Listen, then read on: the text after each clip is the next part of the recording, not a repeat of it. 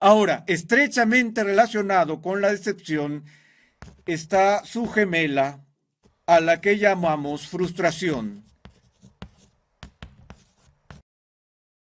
La frustración es realmente una decepción repetida, cuando sus esperanzas no se realizan repetidamente. Una cosa es esperar algo, si no se ha cumplido, estás un poco decepcionado, pero todavía no estás enojado. Luego sucede lo mismo al día siguiente o al día siguiente y al día siguiente y muy pronto te sientes frustrado. ¿Quieres ver cómo funciona? Observa un bebé.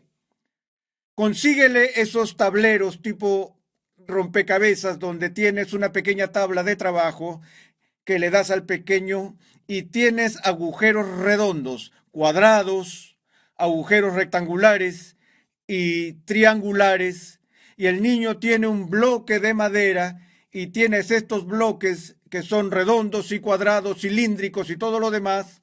¿Y cuál es el objetivo del juego?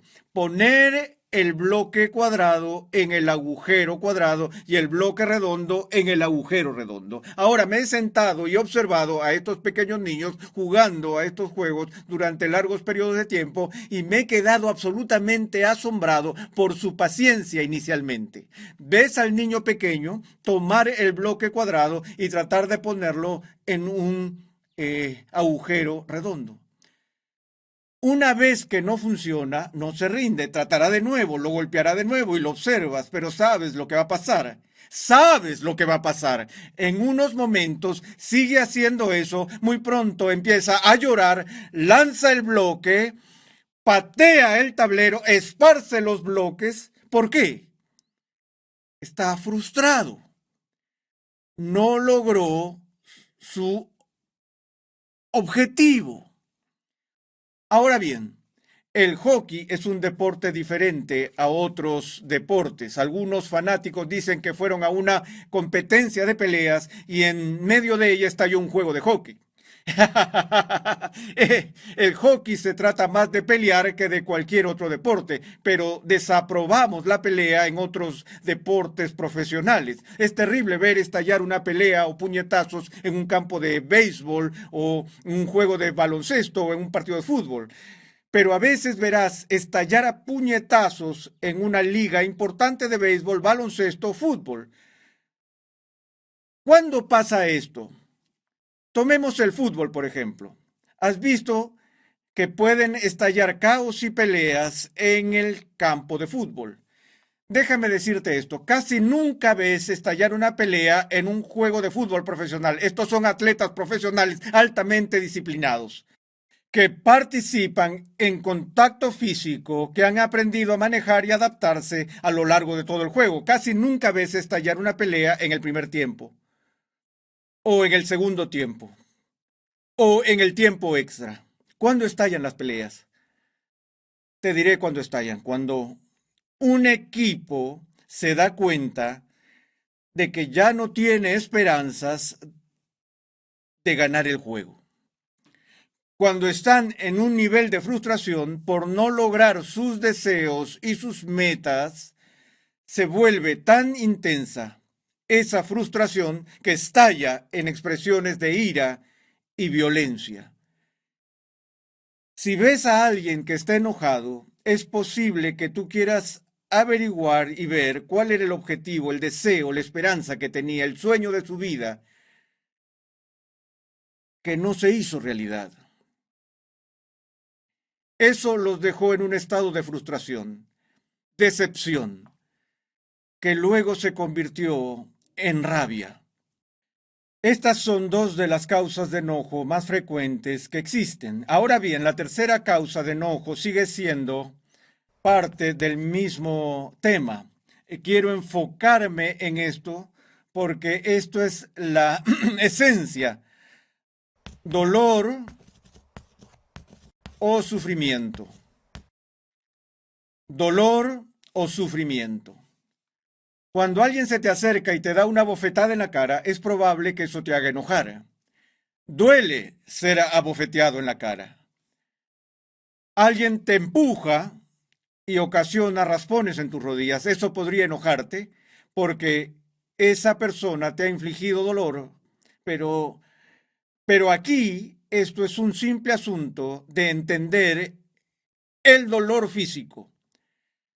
Pero todos sabemos que hay otros tipos de dolor además del dolor físico. El niñito que estaba jugando en su mesa de juegos experimenta dolor emocional al frustrarse con sus acciones. La persona que hiere tus sentimientos, que te insulta, que te calumnia, que murmura sobre ti, daña tu reputación, daña tu nombre, provoca dolor en tu vida. La persona que saca provecho de tu dinero en un trato comercial te ha causado dolor. Duele, duele perder las inversiones. Ese dolor se convierte en ira. Tengan en cuenta que los tres implican algún tipo de dolor. La decepción es dolorosa. La frustración es dolorosa. Ser calumniado es doloroso. Ser abofeteado es doloroso. Y estas son las cosas que provocan la ira. Jesús estaba enojado por lo que vio que sucedía en la casa de su padre, porque le dolía ver la casa de su padre, que debía ser una casa de oración, convertida en un lugar de comercios. Y Jesús expresó su enojo que surgió de su dolor. No puedo pensar en ningún tipo de ira que no esté arraigada a algún tipo de dolor. ¿Por qué es tan importante entender eso? Bueno, al comprender mi propio enojo y ciertamente al comprender el enojo de otro, en especial si están enojados conmigo, será de gran ayuda si podemos disciplinarnos para mirar más allá del enojo al dolor. Si alguien se te acerca y te dice, estoy realmente enojado contigo, ¿cuál es tu reacción normal? Vas a estar a la defensiva, no vas a ser comprensivo, te vas a sentir incómodo. O si alguien se te acerca y te dice, estoy realmente dolido. ¿Por qué estás dolido? Bueno, por algo que me dijiste el otro día. ¿Cómo vas a responder a eso? Si me doy cuenta de que he lastimado a alguien, mi respuesta humana básica es querer proveer alivio, es querer traer algún tipo de calmante para que desaparezca su dolor. Yo no quiero lastimar a la gente, ¿no es cierto? No quiero causar dolor a otros seres humanos. Si alguien viene a mí y me dice, estoy muy dolido, le pregunto, ¿por qué? Bueno, es por algo que me dijiste. Entonces, de repente, comienzo a enojarme conmigo mismo en lugar de esa persona. Pero si una persona se me acerca con rabia, no quiero escucharlo. Si se vuelven violentos, yo no quiero escucharlos, porque ahora me están causando dolor a mí y no lo entiendo. Las respuestas enojadas provocan respuestas airadas hasta que ese enojo comienza a escalar y empieza la guerra. En cambio, si podemos superar el enojo, mirar detrás del enojo, mirar debajo del enojo, para ver dónde está el dolor, porque siempre está allí. Siempre está allí. Una persona puede sentir dolor de forma injustificable. Como dije, la gente tiene expectativas poco realistas. Alguien podría acercarse a mí y decirme, estoy enojado contigo. ¿Por qué estás enojado conmigo? Porque llamé a tu oficina y quería jugar golf contigo y tu secretaria dijo que estabas demasiado ocupado y estoy realmente molesto por eso. Lo siento, no quiero ofenderte, pero ¿qué te dio la impresión de que podías llamar a mi oficina y pedirle a mi secretaria que programara un juego de golf contigo? Tal vez lo deseabas y esperabas que se cumpliera tu deseo, pero no tenías derecho a tener esa expectativa. A veces creamos nuestro propio dolor y creamos nuestro propio enojo por expectativas ilegítimas. Pero aún así es importante que lo entendamos para que podamos comprender nuestro propio enojo y comprender el enojo de la otra persona. Tenían alguna expectativa, tal vez era una expectativa legítima y no cumplí con sus expectativas y el peso de la responsabilidad está sobre mi cabeza. De hecho, ofendemos a la gente y hay una distinción entre ofender y ofenderse. A veces nos ofendemos cuando no ha habido ofensa alguna y la gente se sentirá ofendida cuando no hemos hecho nada para ofenderlos. Eso también es parte de la naturaleza humana. Pero cuando una persona se siente ofendida, eso la lastima y a menudo la respuesta al dolor es ira. Necesitamos entenderlo. También entendemos la forma en que funciona la ira en las relaciones, las familias, los hogares, la oficina. Un par de tipos de enojo de los que quiero hablar brevemente son esos dos tipos de ira que yo llamo ira situacional e ira mal dirigida.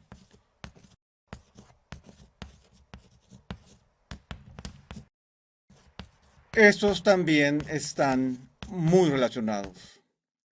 Veamos cómo se relacionan. Tomemos la ira mal dirigida. Un chico sale de la oficina y llega a casa.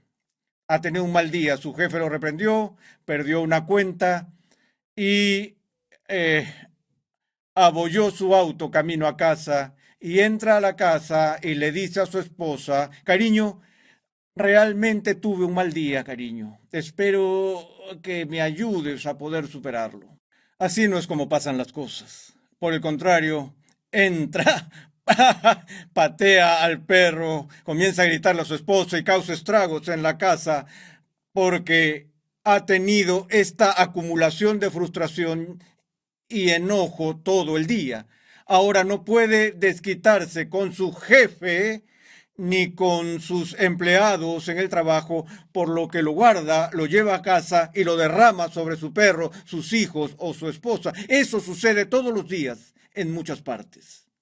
La ira mal dirigida o su pariente cercano, lo que yo llamo la ira situacional, donde culpamos a las personas por cosas que no son causadas por personas, sino por eh, accidentes o algo así. Entras a la casa y estás parado, de pronto una cortina se desprende de la pared y cae al piso y se arruina porque el perro corrió a morderla. Así que empiezan a gritarse entre sí por las cortinas que se arruinaron cuando ninguno de los dos tuvo la culpa. Fue la situación que resultó difícil para todos los involucrados. Observas lo que sucede cuando las personas están detenidas por el tráfico. La situación es frustrante para todos los involucrados y las personas que no contribuyeron en el atolladero empiezan a enojarse entre sí, comienzan a tocarse las bocinas y comienzan a pelear entre sí porque la situación es muy frustrante y decepcionante. Necesitamos estar alertas a eso para notar la ira situacional cuando surge y asegurarnos de que cuando estamos enojados se dirija al lugar correcto y se controle con la moderación adecuada.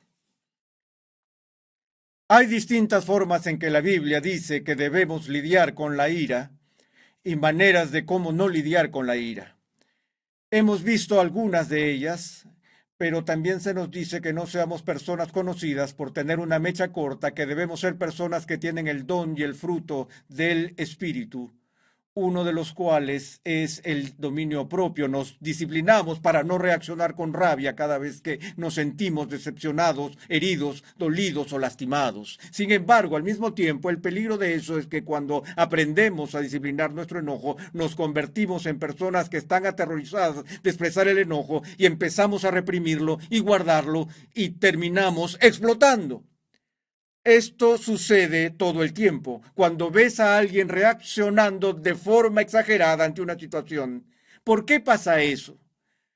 Ha habido una historia reprimida que de repente la gota que colma el vaso cae y esa ira acumulada emerge y debemos tener cuidado con nosotros mismos. Recuerdo que mi esposo y yo habíamos estado casados por 10 años y estábamos discutiendo un día en nuestra cocina en Boston y yo tenía un vaso de Coca-Cola Light en la mano y en medio de la discusión tomé ese vaso y lo arrojé contra la pared. Rompí el vaso en un millón de pedazos y mi esposa se echó a reír. Dije, ¿qué te ríes? Ella dijo, al fin. Dije, ¿qué quieres decir con al fin?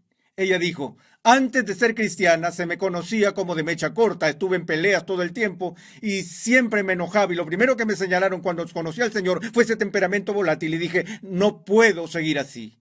Traté de vivir una vida sin expresar enojo y ella dijo, en 10 años nunca he podido ver que te enojes así. Ella dijo, finalmente lo hiciste. Ella dijo, me alegro.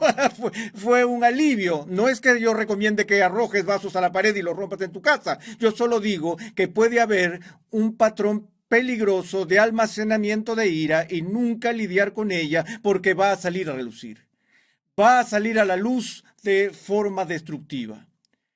Si vamos a ser personas que lidian con este problema difícil de la ira, necesitamos la sabiduría de Dios y necesitamos la sabiduría y la paciencia para buscar dónde está el dolor, porque es mucho más fácil responder al dolor que responder a la ira.